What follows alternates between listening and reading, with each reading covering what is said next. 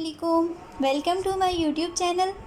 आज के इस वीडियो में हम प्रोटोजोआ से अकाइनोडर्मेटा तक सारे फाइलम्स का ओवरव्यू लेंगे और इसमें हम इम्पॉर्टेंट टॉपिक्स डिस्कस करेंगे पीपीएससी ज़ूलॉजी 2020 के। So let's start. सबसे पहले हम बात करते हैं फाइलम प्रोटोजोआ की। प्रोटोजोआ में आते हैं यूनिसेलुलर ऑर्गेनिजम्स, ठीक है, सिंगल सेल्ड ऑर्गेनिजम्स, और ये कॉलोनीज़ की फॉर्म में रहते हैं। लेकिन इनमें से ना कुछ ऑर्गेनेलिस ऐसे हैं जो यूकैरियोटिक सेल की तरह सिमिलर फंक्शन परफॉर्म करते हैं, जैसे कि राइबोसोम्स जो यूकैरियोटिक सेल में भी प्रोटीन बनाते हैं और यहाँ पे भी प्रोटीन्स बनाते हैं। इसके अलावा इनमें कुछ ऐसे सेल्स होते हैं जो कि स्पेशलाइज्ड हैं यूनिसेलुलर लाइफस्टाइल के लिए। अब इनका साइटोप्लाज्म कैसा होता है? 2 पार्ट्स में डिवाइड है, एक्टोप्लाज्म एंड एंडोप्लाज्म। एक्टोप्लाज्म जो है ना ये क्लियर होगा और फ्रीम होगा, जबकि एंडोप्लाज्म जो है ना ये ग्रेन्यूल्स की फॉर्म में होगा और फ्लूइडी होगा। ये एक दूसरे में कन्वर्ट होते रहते हैं, एक्टोप्लाज्म एंडोप्लाज्म में और एंडोप्लाज्म फर्दर एक्टोप्लाज्म में। इनकी कन्वर्जन जो है ना ये वे ऑफ लोकोमोशन है कुछ प्रोटोजोआ में। नेक्स्ट है पेलिकल। अब पेलिकल जो है ना ये क्या चीज़ है? सबसे रिपीटेड क्वेश्चन है। तो पेलिकल जी अरेंजमेंट है माइक्रोट्यूब्यूल्स की। कहाँ पे? प्लाज्मा मेम्ब्रेन के नीचे। ये फ्लेक्सिबल तो होती है लेकिन इसके साथ साथ रिजिड भी है ताकि शेप प्रोवाइड कर सके। फीडिंग। अब जो प्रोटोजोआ होते हैं ना ये 3 वेज से फीडिंग लेते हैं। एक तो एक्टिव ट्रांसपोर्ट यानी कि एनर्जी यूज़ करके, दूसरा इंजेस्ट कर लेते हैं होल ऑर्गेनिज्म को, और तीसरा एंडोसाइटोसिस। एंडोसाइटोसिस क्या होता है कि प्लाज्मा मेम्ब्रेन में इन्वेजिनेशंस बन जाती हैं, उनमें फूड जो है वो पैक हो जाती है, फूड वैक्यूल्स बन जाते हैं, ठीक है। उस तरह फीडिंग भी ये लेते हैं। अब फूड इंजेशन कहाँ पे होती है? साइटोफेरेंक्स में। डाइजेशन और ट्रांसपोर्ट फूड की कैसे होती है? फूड वैक्यूल्स के थ्रू। हमने पहले बात की फूड वैक्यूल्स कैसे बने हैं? एंडोसाइटोसिस के थ्रू। अब जो फूड वैक्यूल्स बने हैं ना वो फ्यूज़ हो जाएंगे लाइजोसोम्स के साथ और पूरी बॉडी में मूव करेंगे और न्यूट्रिएंट्स जो है उनको डिस्ट्रीब्यूट कर देंगे। जब वो न्यूट्रिएंट्स डिस्ट्रीब्यूट कर चुके होंगे तो फिर हम उनको कहेंगे इजेशन वैक्यूल्स, ठीक है। और एक ओपनिंग है साइटोपेज, उसके थ्रू ये अपने कंटेंट्स जो हैं वो रिलीज़ कर देंगे आउटसाइड। नेक्स्ट है गैस एक्सचेंज और एक्सक्रीशन। ये आपको पता है कि जो स्मॉल एनिमल्स होते हैं उनमें surface area to volume ratio बहुत ज़्यादा होती है, इसलिए वो डिफ्यूजन के थ्रू ही गैस एक्सचेंज और एक्सक्रीशन करते हैं। डिफ्यूजन क्या होता है कि movement of molecules from the area of high concentration to area of low concentration without any use of energy. Next है ओस्मो रेगुलेशन।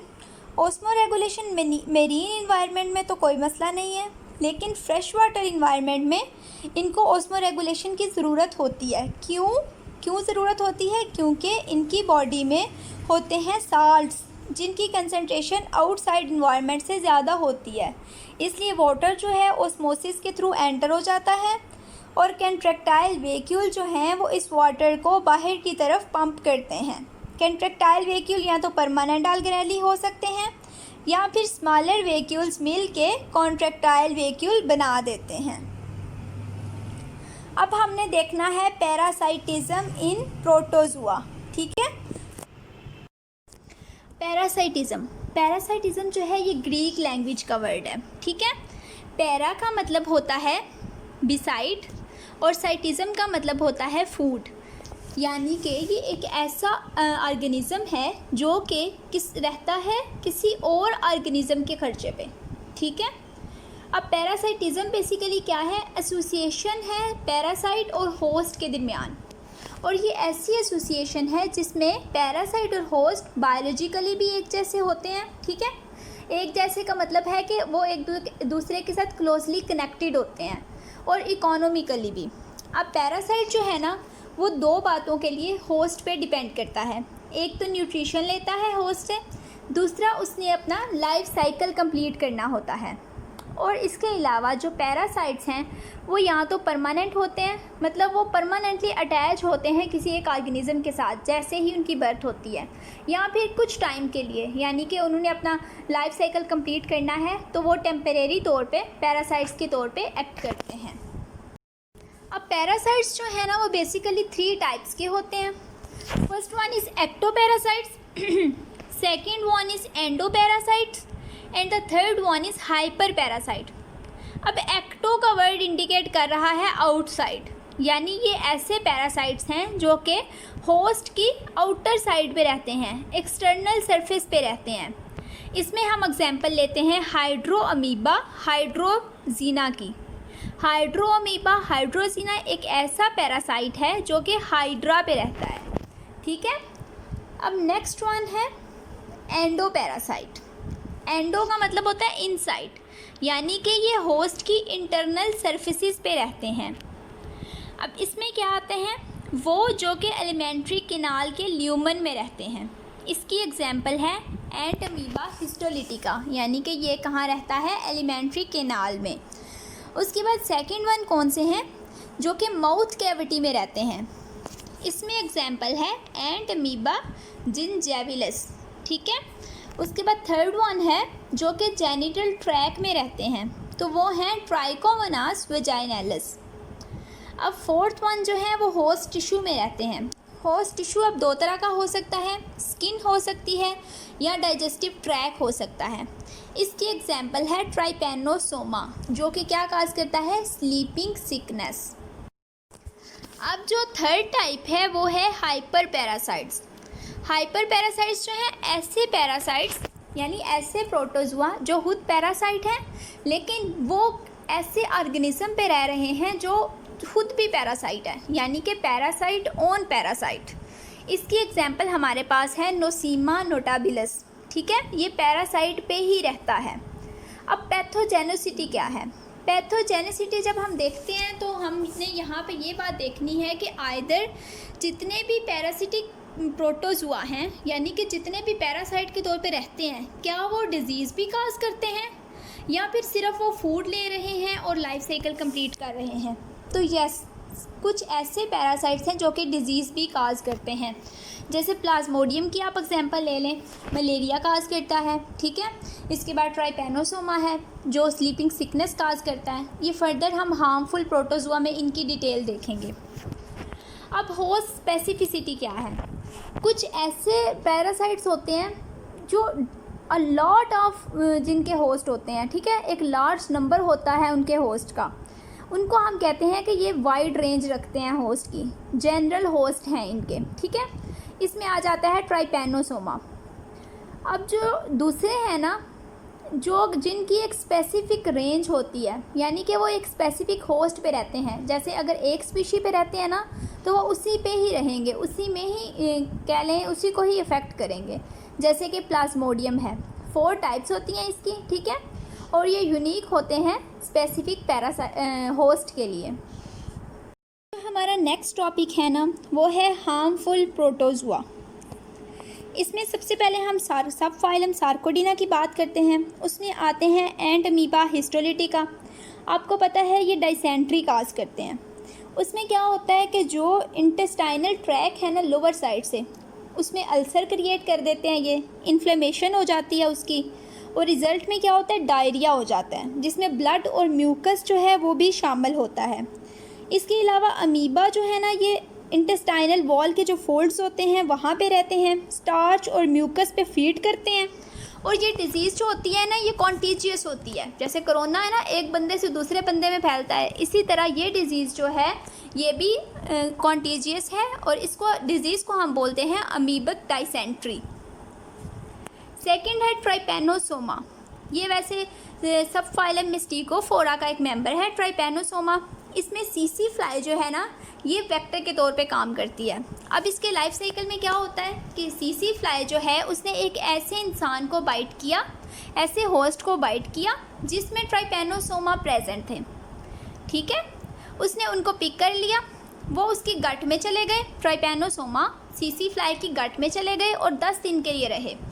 उसके बाद वो माइग्रेट कर गए स्लाइवरी ग्लैंड्स में, वहाँ पे वो 15 से 35 दिन के लिए रहे और उन्होंने बहुत सी बॉडी फॉर्म्स जो हैं, शेप्स जो हैं वो चेंज की। उसके बाद वो जो अब सीसी फ्लाई थी उसने बाइट किया एक हेल्दी ह्यूमन को, ठीक है। तो हेल्दी ह्यूमन को जब उसने बाइट किया तो जो ट्राइपैनोसोमा है वो सीसी फ्लाई से कहाँ पे चले गए, हेल्दी ह्यूमन में, और वहाँ पे उन्होंने सेक्सुअली रिप्रोड्यूस किया। और उसके बाद वो ब्लड में रहे, लिम्फ में, स्प्लीन में, सेंट्रल नर्वस सिस्टम में। और जब वो गए ना सेंट्रल नर्वस सिस्टम में तो वहाँ पे उन्होंने बहुत से डिफ़ेक्ट्स काज कर दिए। अब उन डिफ़ेक्ट्स का नुकसान क्या हुआ? उन डिफ़ेक्ट्स का नुकसान ये हुआ कि जिस पर्सन को ये डिज़ीज़ थी ना उसमें मेंटल डलनेस आ गई, कोऑर्डिनेशन ख़त्म हो गई, स्लीपिंग डेवलप हो गई, ठीक है। तो ये था हमारा ट्राइपैनोसोमा का life cycle. Next Plasmodium. Plasmodium आपको पता है मलेरिया काज करता है। 4 इसके कह लें आगे से स्पीशीज़ हैं। प्लाज्मोडियम वाइवेक्स है, फाल्सीपेरम है, मलेराई है और ओवेल है, ठीक है। अब वाइवेक्स जो है ना इसके सिम्टम्स हर 48 घंटे के बाद आते हैं। जो ओवेल है ये सबसे रेयर है और सिर्फ ट्रॉपिकल एरियाज़ में होता है। मलेराई जो है ये वर्ल्ड वाइड है। आजकल जो मलेरिया होता है ना वो यही है और इसके सिम्टम 72 आवर्स के बाद आते हैं।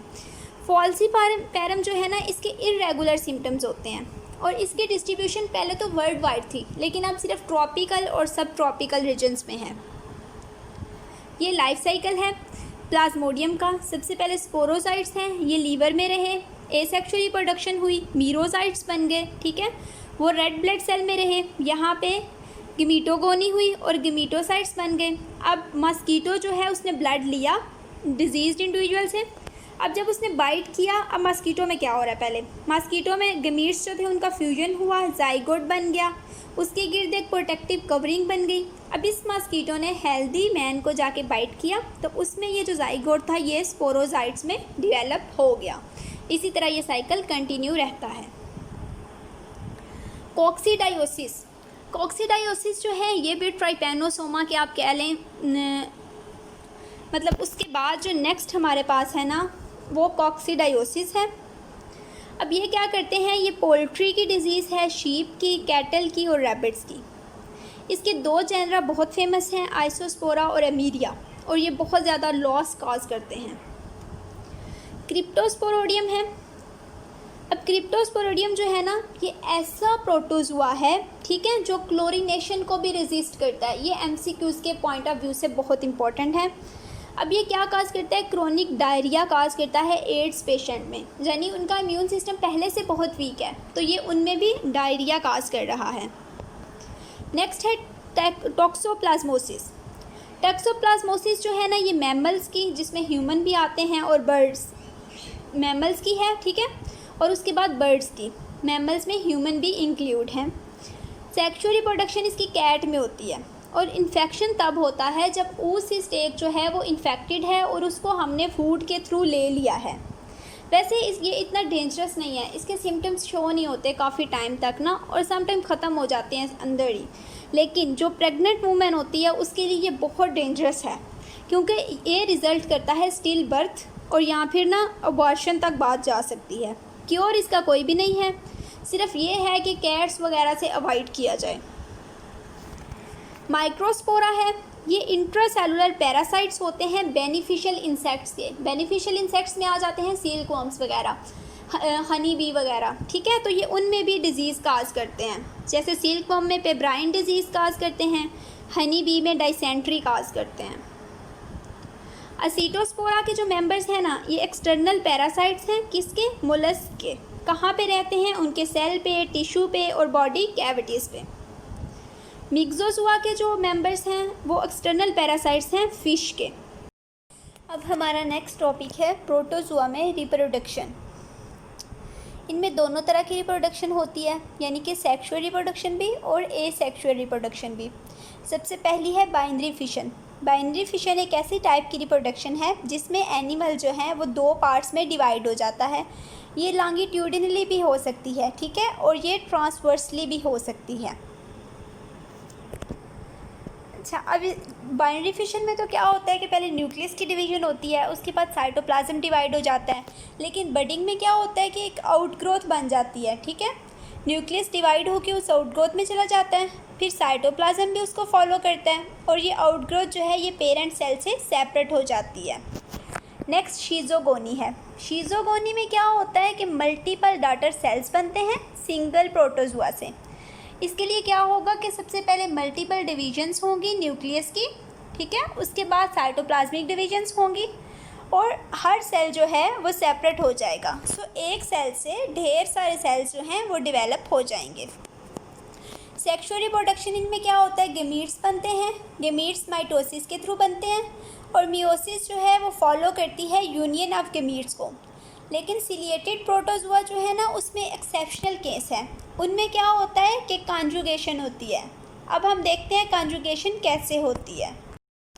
अब ये देखिए पिक्चर ए में रैंडम कॉन्टैक्ट्स जो है वो दो इंडिविजुअल्स ऑफ अपोजिट जेंडर उन दोनों को लेके आया, रैंडम कॉन्टैक्ट हुआ है उनका, ठीक है, दो अपोजिट जेंडर के इंडिविजुअल्स हैं और उनका रैंडम कॉन्टैक्ट हो गया। उसके बाद मियोसिस हुई और 4 हैप्लॉइड प्रोन्यूक्लियाई बन गए हर एक में।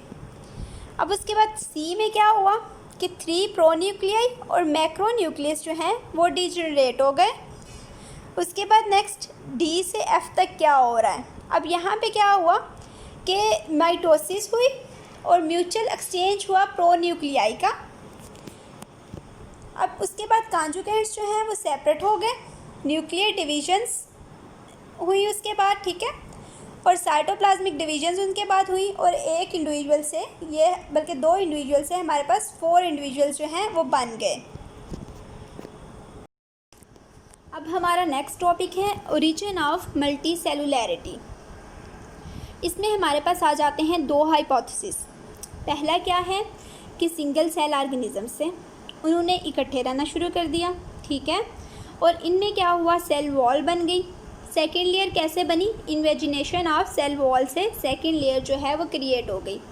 इस तरह इससे फर्दर डेवलप हुए बाइलेटरल एनिमल्स और रेडियल एनिमल्स। लेकिन इसके लिए हमारे पास एविडेंस कहाँ से आया, तो हमें एविडेंस मिला फाइलम सार्कोमिस्टिगोफोरा से, जो कि कॉलोनीज़ की फॉर्म में रहते हैं जैसे वॉल्वैक्स। उसके बाद सेकंड क्या है कि लार्ज सेंसिशियल प्रोटिस्ट था, ठीक है। अब उस प्रोटिस्ट में क्या हुआ कि उसके अंदर ही डिविजन्स हो गई और प्लाज्मा मेम्ब्रेन बन गई। इस प्लाज्मा मेम्ब्रेन की फॉर्मेशन से क्या हुआ कि डिफरेंट ऐसे लगने लगा कि डिफरेंट सेल्स हैं और वो इकट्ठे हैं। सो इस हाइपोथेसिस को हम कहते हैं सेंसिशियल हाइपोथेसिस और फर्स्ट वन क्या था, कॉलोनियल हाइपोथेसिस।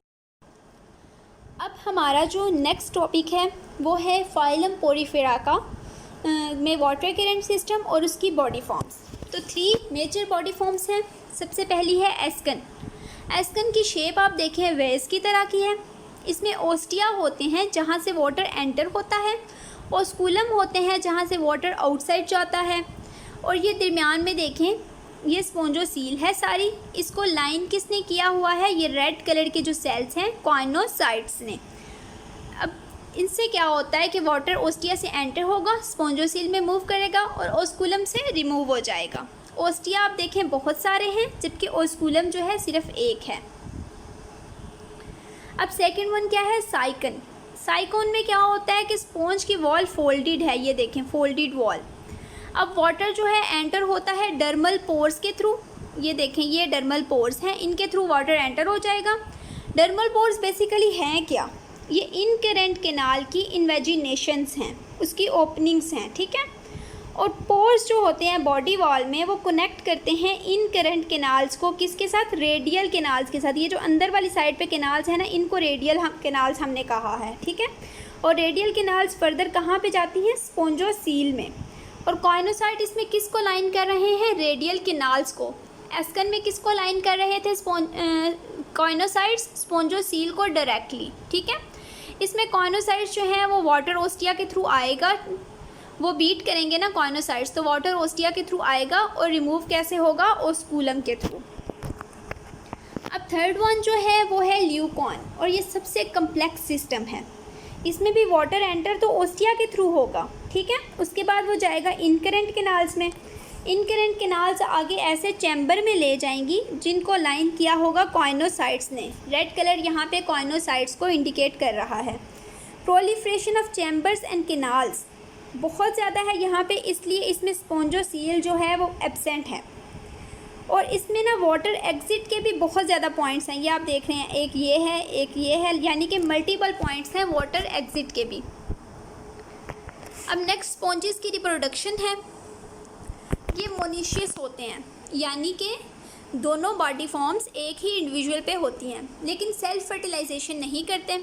स्पॉन्जेस जो हैं वो एग और स्पर्म प्रोड्यूस करते हैं डिफरेंट टाइम्स पे, इसलिए सेल्फ फर्टिलाइजेशन नहीं होती, क्रॉस फर्टिलाइजेशन होती है।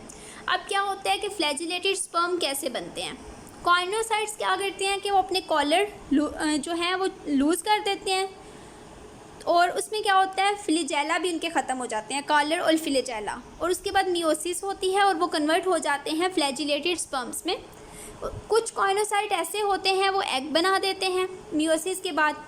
एग्स कहाँ पे रहते हैं? मीज़ोहाइल में।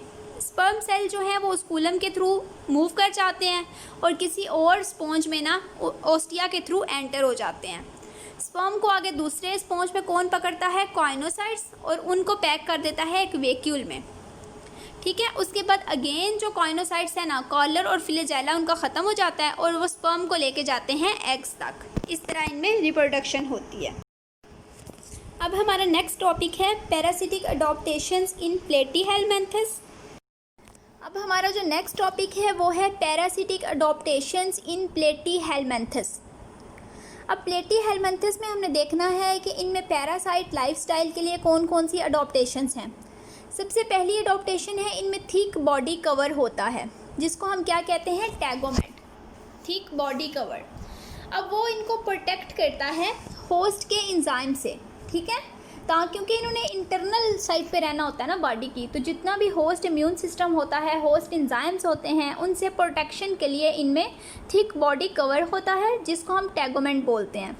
इसके अलावा इनमें टैगोमेट्स के साथ स्पाइंस होते हैं, सकर्स होते हैं, हुक्स लगे होते हैं। इनका काम क्या होता है कि होस्ट सेल के साथ अटैचमेंट प्रोवाइड करते हैं। अब इनमें एलिमेंट्री कैनाल नहीं होती। क्यों नहीं होती? क्योंकि ये ऑलरेडी डाइजेस्टेड फूड ले रहे हैं। एलिमेंट्री कैनाल तो तब हो जब इन्होंने डाइजेशन करनी हो, ये तो प्रोसेस्ड फूड ले रहे हैं, तो इनको तो एलिमेंट्री कैनाल की ज़रूरत ही नहीं है। No neurosensory organs. क्यों? क्योंकि इनका पैरासिटिक मोड ऑफ लाइफ है, इनको ज़रूरत ही नहीं है। नो सीलिया, क्योंकि इन्होंने मूव नहीं करना, इन्होंने अटैच रहना है होस्ट वॉल के साथ। उसके बाद इनमें जो ऑस्मोटिक प्रेशर होता है वो ज़्यादा होता है। क्यों ज़्यादा होता है? ताकि जो फूड है ना वो इनकी तरफ आ सके, इनकी बॉडी में आ जाए। इसके अलावा इनमें हमने पहले कहा ना न्यूरोसेंसरी ऑर्गन्स नहीं हैं, तो इनमें रिस्पिरेटरी और सेंस ऑर्गन्स भी नहीं हैं।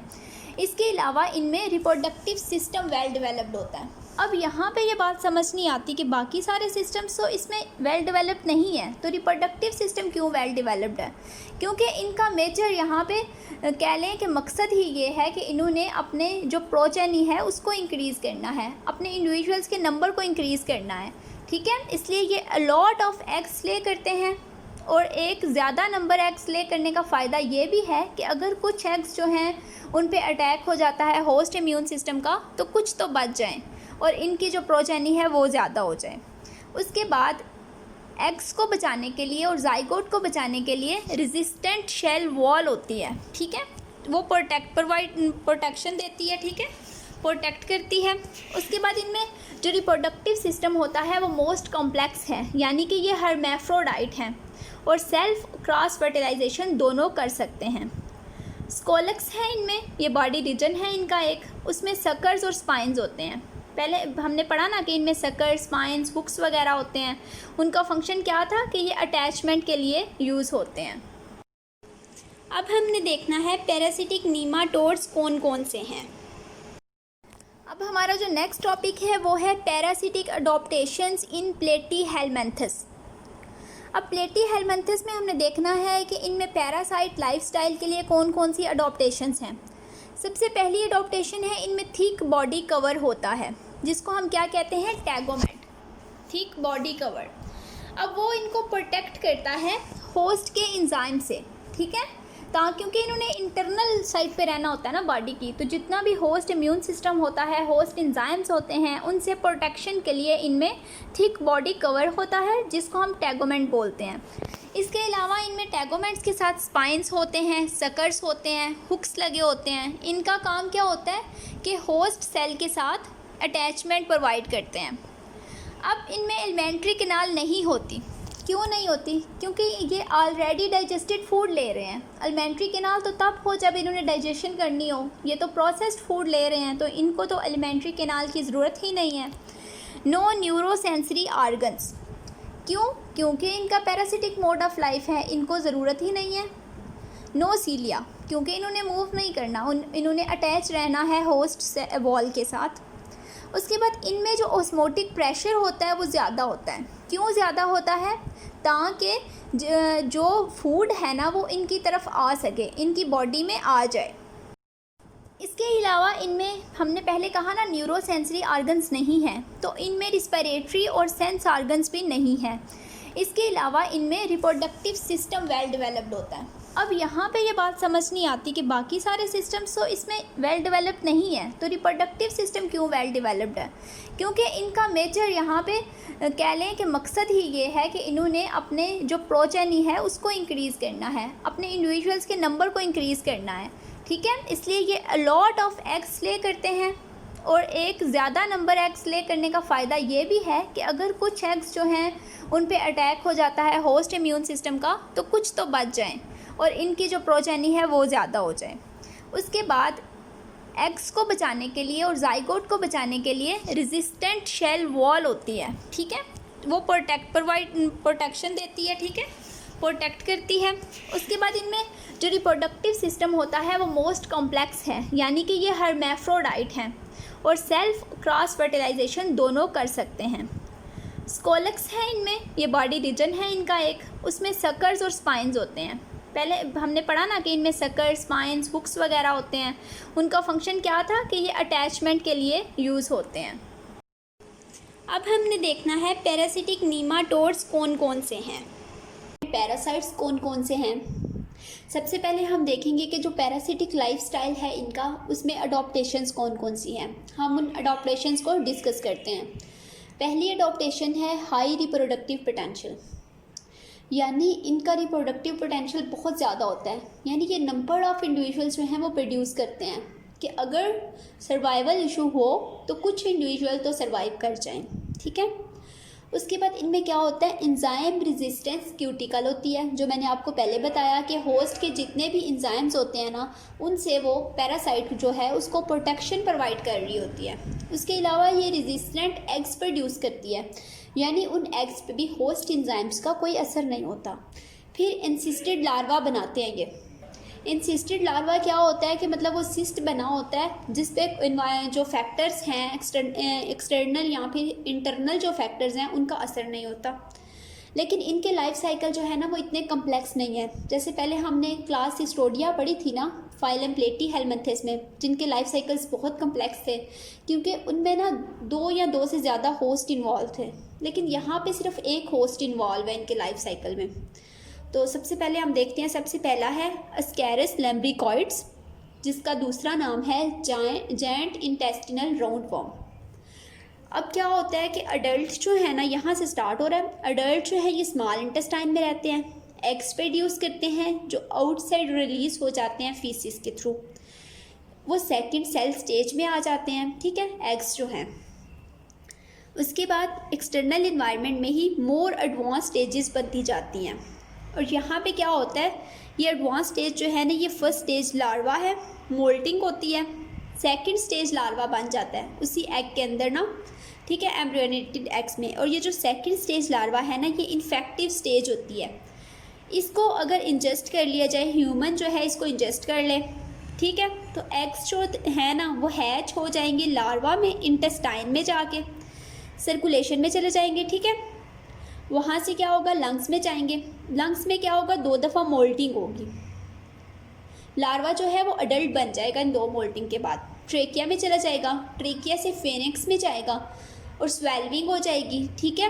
और एडल्ट जो है दोबारा स्मॉल इंटेस्टाइन में चले जाएंगे और ये साइकिल जो है ये रिपीट होता रहेगा।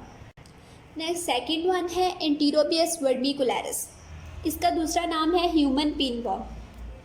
क्या होता है कि इसमें भी ना एम्ब्रियोनेटेड एग्स होते हैं, ठीक है। उनको जब ह्यूमन इंजेस्ट करता है तो एग्स जो हैं वो हैच हो जाते हैं लार्वा में, पेनिट्रेट कर जाते हैं, ठीक है, और डेवलप होते हैं म्यूकोसा में। नाइट में क्या होता है कि जो ग्रेविड फीमेल्स होती हैं ना वो माइग्रेट कर जाती हैं पेरिएनल एरिया में। वहाँ पे वो क्या करती हैं कि पेरिएनल स्किन पे ना एग्स ले कर देती हैं। उन एग्स में क्या होता है, फर्स्ट लार्वल स्टेज लार्वा होता है, ठीक है, फर्स्ट स्टेज का। फीसिस के थ्रू वो आउटसाइड जाता है, एक्सटर्नल इन्वायरमेंट में रहता है, मोल्टिंग होती है, सेकेंड लार्वल स्टेज बन जाती है जो कि इन्फेक्टिव होती है, और फिर क्या होता है कि यही एग्स जो हैं इंजेस्ट होते हैं और ये साइकिल जो है कंटिन्यू रहता है, ठीक है, एंटीरोपियस वर्मिकुलरिस का, यानी कि ह्यूमन पिनवर्म। अब जो थर्ड वन है वो है निकेटर अमेरिकैनस। इसका सेकंड नेम है न्यू वर्ल्ड हुकवर्म। इसमें क्या होता है कि एडल्ट जो हैं वो स्मॉल इंटेस्टाइन में रहते हैं, फीड करते हैं ब्लड या टिश्यू फ्लूइड पे, और एग्स ले करते हैं जिनका नंबर 10,000 तक जा सकता है। एग्स जो हैं वो आउटसाइड रिलीज़ होते हैं फीसिस से। अब वो एग्स जो है ना वो पड़े रहते हैं इन्वायरमेंट में। जब उनको मिलता है वार्म मॉइस्ट जो क्या लें इन्वायरमेंट उनको मिलता है तो वो हैच हो जाते हैं। रैबिडिटी फॉर्म लार्वा जो है वो बन जाता है, ठीक है। फर्स्ट एंड सेकंड जिविलाइन स्टेज इसमें होती है, इसमें मोल्टिंग होती है फिर, तो ये सेकंड लार्वल स्टेज में कन्वर्ट हो जाता है, जो कि है फ्लेरिफॉर्म। फ्लेरिफॉर्म क्या है, इन्फेक्टिव स्टेज है। ये क्या करती है कि ना जब ह्यूमन जो है ना वो नंगे पाँव वॉक कर रहे होते हैं ना घास वगैरह पे, या फिर एक्सीडेंटली वो बाहर चले जाते हैं बेयर फुट के साथ जब वो वॉक करते हैं तो क्या होता है कि उनकी स्किन में ये पेनिट्रेट कर जाता है टोज़ के थ्रू, ठीक है, सर्कुलेशन में चला जाता है, लंग्स में जाता है, वहाँ से मोल्टिंग होती है 2 दफ़ा, फेनिक्स में जाता है, फिर एडल्ट जो हैं वो स्मॉल इंटेस्टाइन में चल जाते हैं और ये साइकिल जो है वो रिपीट होता रहता है, निकेटर अमेरिकैनस का। नेक्स्ट जो है वो है ट्राइकिनेला स्पाइरलिस, जिसको हम पोर्क वर्म भी कहते हैं। इसमें क्या होता है कि एडल्ट रहते हैं म्यूकोसा ऑफ स्मॉल इंटेस्टाइन में, लेकिन यहाँ पे थोड़ा डिफरेंस है कि वो स्मॉल इंटेस्टाइन ह्यूमन की भी हो सकती है या फिर किसी और ओमनीवोर एनिमल की। फीमेल जो है वो लार्वे को गिव बर्थ देती है, ठीक है, वो एंटर हो जाता है सर्कुलेशन में, सर्कुलेशन से चला जाता है स्केलेटल मसल में और वहाँ पे इंसिस्ट हो जाता है। अब ये जो स्टेज है ना ये इन्फेक्टिव रहती है काफ़ी सालों के लिए। इस डिज़ीज़ को कहते हैं ट्राइकाइनोसिस, ठीक है।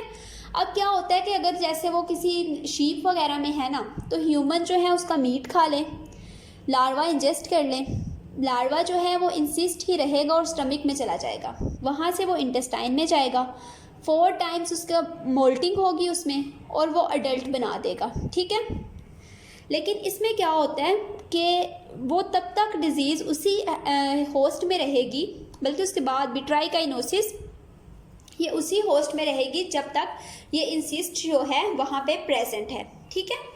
और इसको अपना लाइफ साइकिल कंप्लीट करने के लिए ना किसी और होस्ट की एंट्री जो है इसमें लाजमी है, ठीक है। यहाँ पे थोड़ी सी डिफ्रेंशिएशन है कि 2 होस्ट में भी इन्वॉल्व हो सकते हैं लाइफ साइकिल में। अदरवाइज़ यहाँ तक भी होता है कि ट्राइकाइनोसिस जो है वो क्रिएट हो जाती है और ये परसिस्टेंट रहता है। अब नेक्स्ट जो लास्ट वन है वो है विचेरेरिया स्पीशीज़, यानी कि फाइलेरियल वर्म्स। इनसे ना 250 मिलियन लोग जो हैं वो इन्फेक्ट हो चुके हैं। 2 बेसिकली इनमें हैं, W. बैनक्रॉफ्टी और W. मेलाए। ये 2 स्पीशीज़ हैं इसकी जो बहुत इंपॉर्टेंट हैं इकोनॉमिकली मेडिकली, ठीक है। ये क्या करते हैं, ये कैसे होते हैं कि इलोंगेट होते हैं, थ्रेड लाइक एनिमल्स हैं, ठीक है, और कहाँ पे रहते हैं, लिम्फेटिक सिस्टम में। ये उन वेसल्स को ब्लॉक कर देते हैं। बेसिकली लिम्फेटिक वेसल्स का काम क्या होता है कि ये टिश्यू फ्लूइड को रिटर्न करती हैं सर्कुलेटरी सिस्टम में। फ्लेरियल नीमाटोड्स जो हैं जब इन वेसल को ब्लॉक कर देंगे तो फ्लूइड जो है वो अकामुलेट होता रहेगा पेरिफेरल टिश्यूज़ में, जिससे क्या होगा कि कुछ जो अपेंडिजेस हैं ना बहुत एनलार्ज हो जाएंगे, बड़े हो जाएंगे। इस डिज़ीज़ को कहा जाता है एलिफेंटियासिस। अब क्या होता है कि लिम्फेटिक वेसल्स में ना जो फ्लेरियल वर्म्स होते हैं ना वो माइक्रोफ्लेराई बनाते हैं, वो रिलीज़ हो जाते हैं ब्लड स्ट्रीम में, माइग्रेट कर जाते हैं पेरिफेरल सर्कुलेशन में नाइट टाइम पे। अब जब मस्कीटो जो है वो फीड करता है, ह्यूमंस पे फीड करेगा ना, तो वो इंजेस्ट कर देगा माइक्रोफ्लैराई को, ठीक है। वो माइग्रेट कर जाएंगे मस्कीटो के थोरेसिक मसल्स में, वहाँ पे 2 दफ़ा मोल्टिंग होगी और इन्फेक्टिव स्टेज आ जाएगी। यहाँ पे क्या होता है, मस्कीटो जो है जब वो किसी दूसरे होस्ट पे जाके फीड करेगा तो इंजेक्ट कर देगा 3rd लार्वल स्टेज को ह्यूमन में, 2 मोल्टिंग्स होंगी वहाँ पे और फिर लार्वा जो है वो एंटर हो जाएगा लिम्फेटिक वेसल्स में। अच्छा, इसमें भी आप देखें कि मॉस्कीटो जो है as a intermediate host use हुआ है, लेकिन this cycle is not too much complex like cestodia. And next the last one is Dirofilaria immitis. ये डॉग्स के पैरासाइट होते हैं, ठीक है। हार्ट में रहते हैं डॉग्स के, या फिर जो लंग्स की लार्ज आर्टरी होती है ना, वहाँ पे रहते हैं। इस डिज़ीज़ को कहा जाता है हार्टवर्म डिजीज़। इसका कंट्रोल बहुत मुश्किल होता है, अगर हो जाए तो कंडीशन बहुत फैटल हो सकती है, इसलिए डॉग्स को पहले ही ना प्रिवेंटिव मेजर्स के तौर पे ना वैक्सीनेशन उनकी कर दी जाती है इसके अगेंस्ट, ठीक है। नेक्स्ट हमारा टॉपिक है डाइवर्सिटी ऑफ मोलस्क्स, लेकिन इसमें हमने अभी सिर्फ देखना है गैस्ट्रोपोड की डाइवर्सिटी।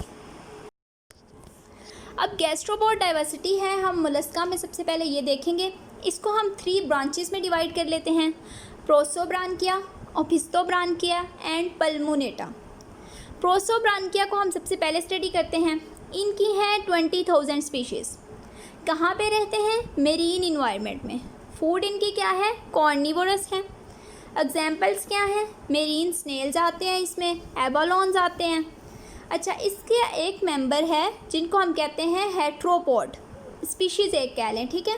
हेट्रोपॉड हैं, वो प्रेडेटर्स होते हैं, उनमें शेल बहुत स्मॉल होता है और उनमें जो फुट होता है ना वो अनड्यूलेटिंग मूवमेंट शो करता है और फिन जो है उसकी हेल्प से ये वाटर में मूव करते हैं। सेकंड वन है ओपिस्टोब्रैंकिया। इसमें लेस देन 2000 स्पीशीज़ होती हैं। हैबिटेट इनका भी मेरीन है, यानी कि दोनों का हैबिटेट क्या हुआ? मेरीन। इनमें भी शेल रिड्यूस होता है और मेंटल कैविटी और गिल्स प्रेजेंट होते हैं, लेकिन बहुत रिड्यूस स्ट्रक्चर होता है उनका, शेल का भी, मेंटल कैविटी का भी और गिल्स का भी। लेकिन इसका मतलब ये नहीं है कि ये बिल्कुल डिफेंसलेस हैं, बल्कि ये क्या करते हैं कि नाइडेरिया जो इनका प्रे होता है ना, उसमें से निमेटोसिस्ट ले लेते हैं और जैसे ही कोई प्रेडेटर आता है तो ये वही निमेटोसिस्ट यूज़ करके उससे बच जाते हैं। फुट यूज़ करते हैं स्विमिंग के लिए। प्रोसोब्रांकिया में स्विमिंग के लिए क्या यूज़ हो रहे थे? फिन्स। इनमें क्या यूज़ हो रहे हैं? फुट। इसकी एग्जाम्पल कौन सी है? See here and slug. अब नेक्स्ट है पल्मोनेटा। पल्मोनेटा ऐसे हैं जो टेरेस्ट्रियल इन्वायरमेंट में या फिर फ्रेश वाटर में रहते हैं। इनकी 17,000 स्पीशीज़ होती हैं। ये हर्बीवोरस होते हैं और इनमें फूड के लिए टंग होती है जिसको हम रेडोला बोलते हैं। मेंटल कैविटी इनमें लंग्स के तौर पे एक्ट करती है और मेंटल कैविटी की जो ओपनिंग होती है ना उसको हम बोलते हैं न्यूमेटोस्टोम्स, ठीक है। और इसकी एग्जाम्पल आ जाती है टेरेस्ट्रियल स्नेल्स।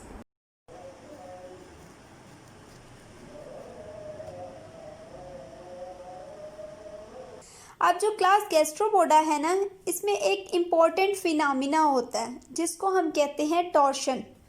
टॉर्शन बेसिकली क्या है कि 180 डिग्री से पे ना काउंटर क्लॉकवाइज ट्विस्टिंग होती है। किस किस की? विज़रल मैस की, मेंटल की और मेंटल कैविटी की, ठीक है। 180 डिग्री पे ट्विस्टिंग हो जाती है। ये क्या करती है कि गिल्स को, एनस को और ओपनिंग जो होती है एक्सक्रीटरी और रिप्रोडक्टिव सिस्टम की, उनको बिल्कुल हेड के ना पीछे ले आती है। मतलब यहाँ पे अगर हेड है ना तो उसके पीछे ये सारी ओपनिंग्स होंगी और जो डाइजेस्टिव ट्रैक है उसको यू शेप में कन्वर्ट कर देती है। यहाँ पे आप देखें पिक्चर ए में, ये टॉर्शन से पहले का लार्वा है, ठीक है। इसमें मेंटल कैविटी की पोजीशन नोट करें, डाइजेस्टिव ट्रैक की पोजीशन नोट करें, ठीक है। अब टॉर्शन हो गया। टॉर्शन क्या है? 180 डिग्री पे काउंटर क्लॉकवाइज ट्विस्टिंग।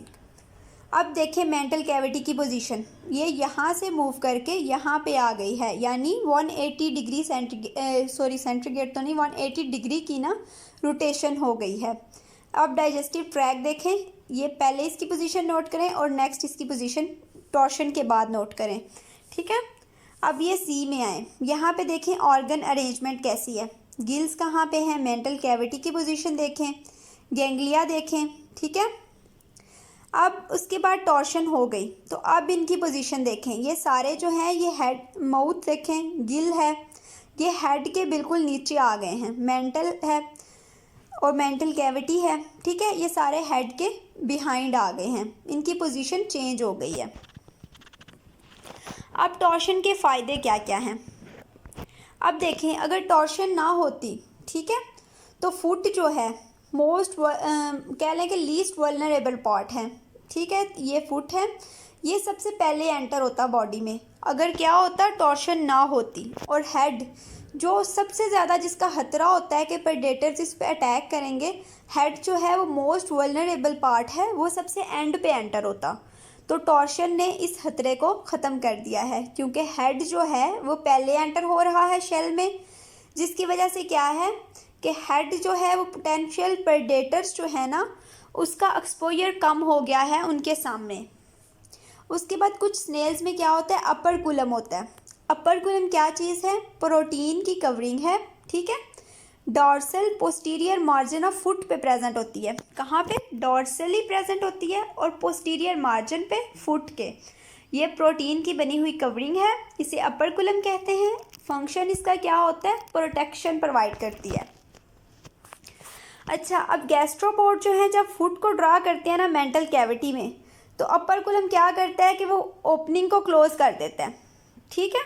जहाँ से फुट एंटर हुआ ना, वहाँ से ओपनिंग क्लोज हो गई।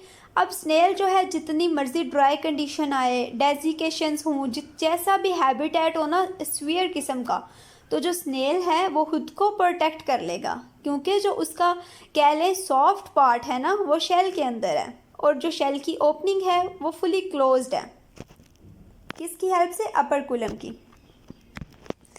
सेकेंड एडवांटेज क्या है कि जो इंटीरियर ओपनिंग है ना मेंटल कैविटी की, वो अलाउ करती है कि क्लीन वाटर जो है फ्रंट से एंटर हो।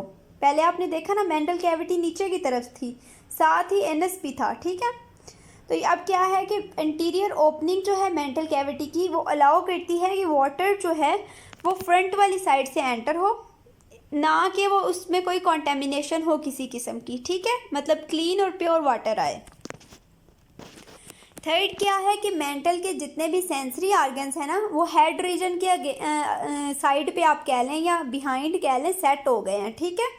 इस तरह जो फ्रंट साइड से स्टिमुलाई आ रहा होगा ना, उसको परसेप्शन मतलब उसको करना कह लें कि ना हेड के लिए इजी होगा कि वो उसको फील कर सके, ठीक है।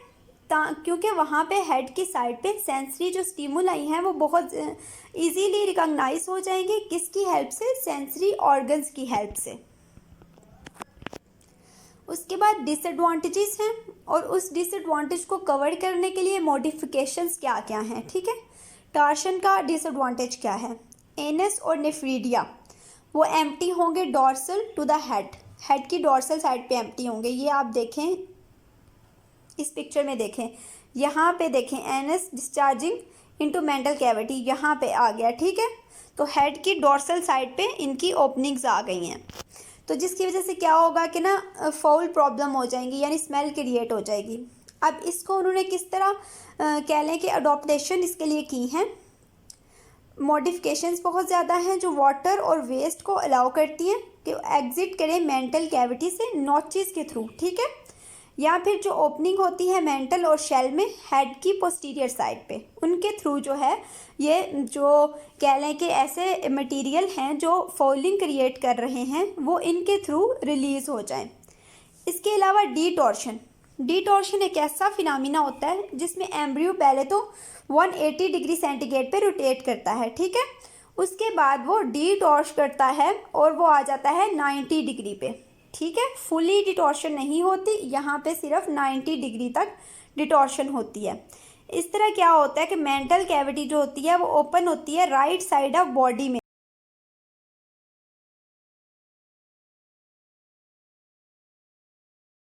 मेटामेरिज्म क्या होता है कि इनके बॉडी पार्ट्स जो हैं वो सेगमेंट के लिहाज से अरेंज होते हैं, ठीक है। सेगमेंटल अरेंजमेंट होती है, ये आप पिक्चर में देखें सेगमेंट्स बने हुए हैं, और ये ना सिर्फ एक्सटर्नल सेगमेंट्स होते हैं बल्कि इंटरनल सेगमेंट्स भी होते हैं।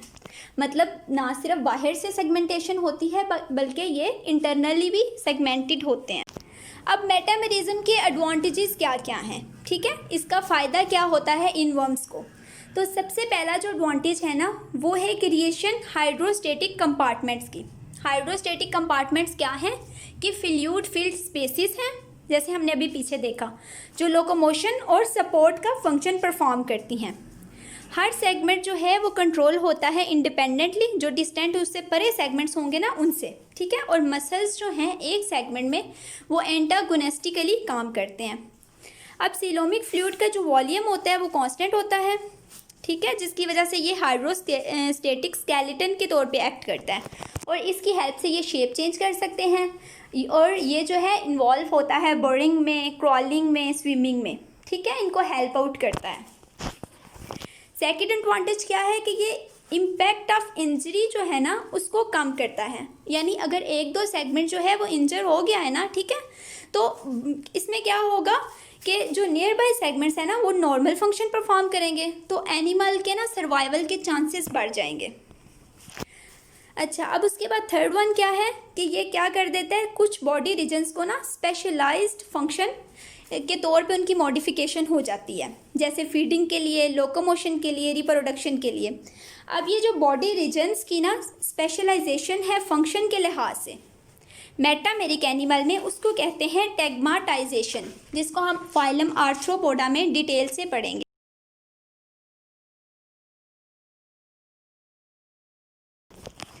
अब सबसे पहले पिक्चर ए में देखें, मीजोडर्मल मैस जो है ना वो प्रेजेंट है एक्टोडर्म और एंडोडर्म के दरमियान में। ये देखें, ये मीजोडर्म प्रेजेंट है, मीजोडर्म की स्प्लिटिंग हुई है और ये दोनों साइड से कैविटीज़ बन गई हैं। थर्ड पिक्चर में क्या है कि कैविटीज़ जो है ना वो स्प्रेड कर गई हैं ऑल डायरेक्शंस में, और उन्होंने ना कह लें कि जैसे सिलोम जो है ये वो है जो मीजोडर्मल की लेयर की स्प्लिटिंग से बनी है, यानी शीजोसिलस सिलोम है। तो इसमें क्या है कि सेप्टा बन गए हैं दरमियान में, और हर सेगमेंट जो है वो एक्सटर्नली भी डिवाइड हो गया है और इंटरनली भी, और इनके दरमियान में क्या है, सिलोमिक स्पेसिस प्रेजेंट हैं।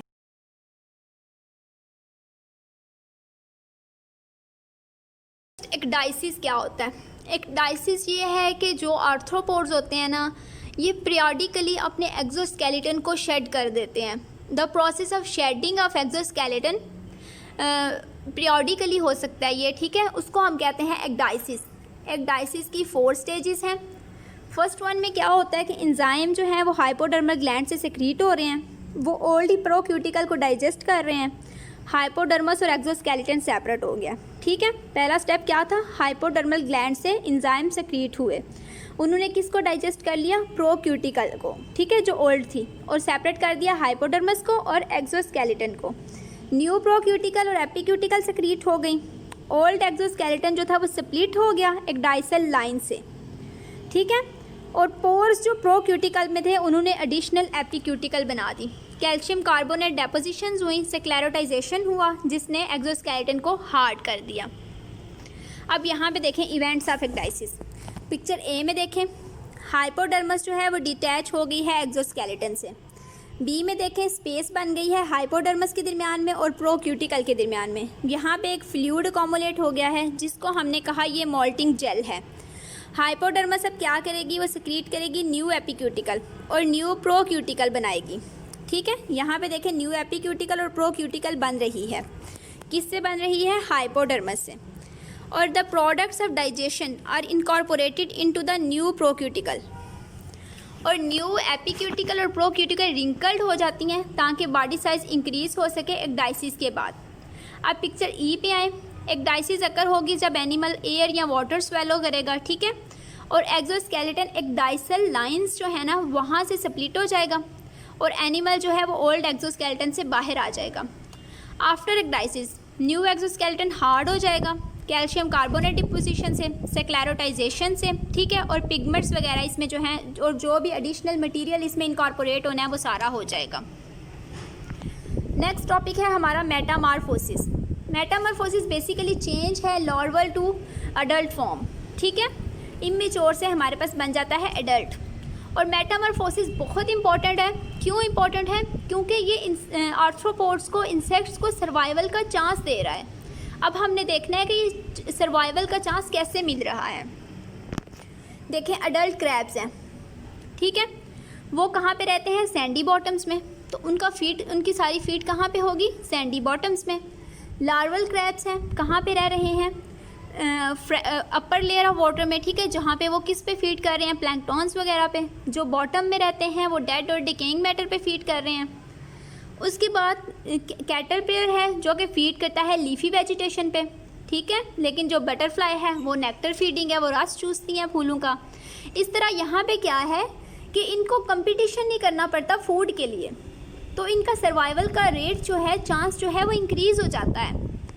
और इस सब में क्या होता है कि serve as a dispersal stage, ठीक है, मतलब वो एक जगह से दूसरी जगह मूव कर जाते हैं। तो ये था हमारा मेटामॉर्फोसिस का टॉपिक। इसके बाद फर्दर इंशाल्लाह हम फाइलम आर्थ्रोपोडा के सब फाइलम्स डिस्कस करेंगे। हम पढ़ेंगे मेटामॉर्फोसिस इन इंसेक्ट्स, यानी कि क्लास हेक्सोपोडा में। सबसे पहले मेटामॉर्फोसिस है क्या?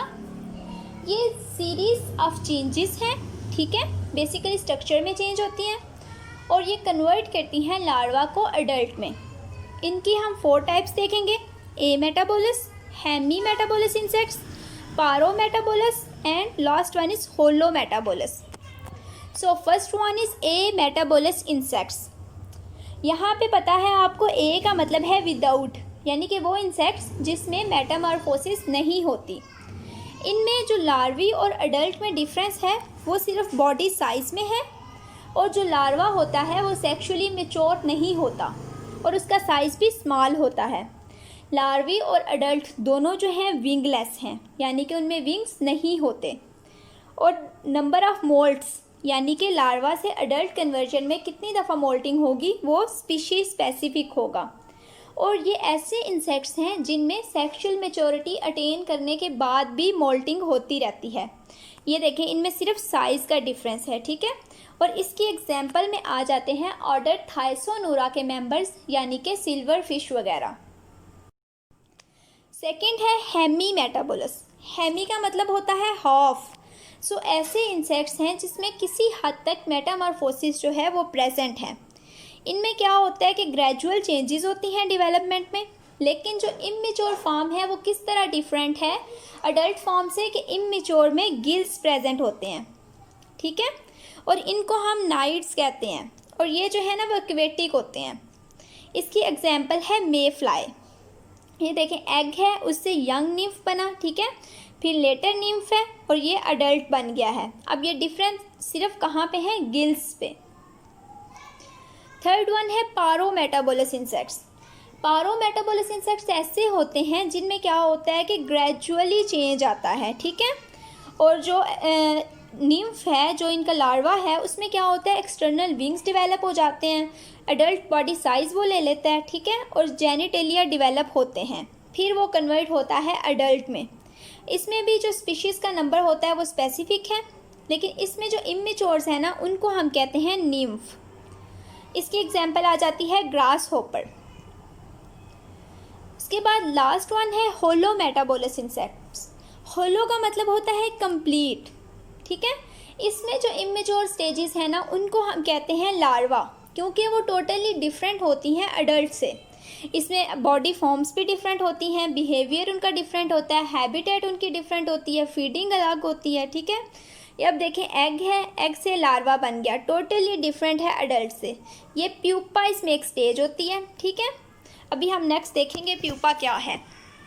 अब इसमें जो नंबर ऑफ लार्वल इंस्टार्स है वो स्पेसिफिक होता है, और लास्ट लार्वर मोल्ट जो है वो स्पेसिफिक स्ट्रक्चर बनाती है। अब ये लार्वल इंस्टार क्या है कि लार्वा जो है ना उसकी आगे फर्दर फॉर्म्स होती हैं, मतलब 1 फॉर्म है, इसमें साइज़ कह लें आप इनका अगर 2 सेंटीमीटर है तो सेकंड लार्वल इंस्टार आएगी तो उसमें क्या होगा 3 सेंटीमीटर हो जाएगा, यानी कि वो साइज़ बढ़ता जाएगा। अब प्यूपा जो है ये ऐसा टाइम है, ऐसा स्ट्रक्चर है जिसमें अपेरेंटली कोई एक्टिविटी नहीं होती, ठीक है, लेकिन यही वो कह लें यही वो स्टेज है जहाँ पे सेलुलर चेंजेस आती हैं और जो कह लें जो हमारा इंसेक्ट है ना वो अडल्ट कैरेक्टर्स ले लेता है। प्यूपा क्या होता है कि प्रोटेक्टिव केस जो है ना इसने इसको कवर किया होता है, क्योंकि इस स्टेज पे ना इंसेक्ट जो है वो बहुत ज़्यादा वल्नरेबल होता है किसी भी किस्म के अटैक के लिए, इसलिए उसको प्रोटेक्ट किया जाता है। कुछ में क्या होता है, कुकून्स बन जाते हैं, और कुकून जो है ये सिल्क के बने होते हैं। स्पेशली ऑर्डर लेपिडोप्टेरा में इसमें सिल्क वर्म्स आपने सुना होगा, वो सिल्क कुकून्स बनाते हैं। क्राइसेलिस है, ये बटरफ्लाइज वगैरह में बन जाता है, ये स्ट्रक्चर क्राइसेलिस का। प्यूपेरियम है, ठीक है, ये लास्ट लार्वल एक्सोस्केलेटन है और ये प्यूपल स्टेज तक रहते हैं। उसके बाद प्यूपा जो है इमर्ज हो जाता है। अब फाइनल मोल्ड जो है उसमें क्या होता है, कुकून, क्राइसेलिस, प्यूपेरियम, किसी में भी ना फाइनल मोल्ड होती है और अडल्ट जो है वो इमर्ज हो जाता है, और इस इमर्जेंस के प्रोसेस को हम एक्लूजन बोलते हैं। तो ये थी हमारी कुछ टाइप्स मेटामॉर्फोसिस की। इसके बाद नेक्स्ट इंशाल्लाह हम इन्वर्टिब्रेट डाइवर्सिटी का लास्ट चैप्टर पढ़ेंगे, जो कि है फाइलम अकाइनोडर्मेटा। सो यहाँ पे कुछ लार्वल फॉर्म्स दी गई हैं अकाइनोडर्म्स की। ये एमसीक्यूज़ पॉइंट ऑफ व्यू से बहुत ज़्यादा इंपॉर्टेंट है, सो इनको मेमोराइज़ कर लीजिए। इसके अलावा हम जो अकाइनोडर्म्स का वाटरवेस्कुलर सिस्टम है वो इंशाल्लाह एक सेपरेट लेक्चर में पढ़ेंगे, क्योंकि वो काफ़ी डिटेल से पढ़ने वाला टॉपिक है। So thank you very much. इसके अलावा अगर किसी बात की आपको समझ ना आई हो तो कमेंट्स में ज़रूर बताइएगा।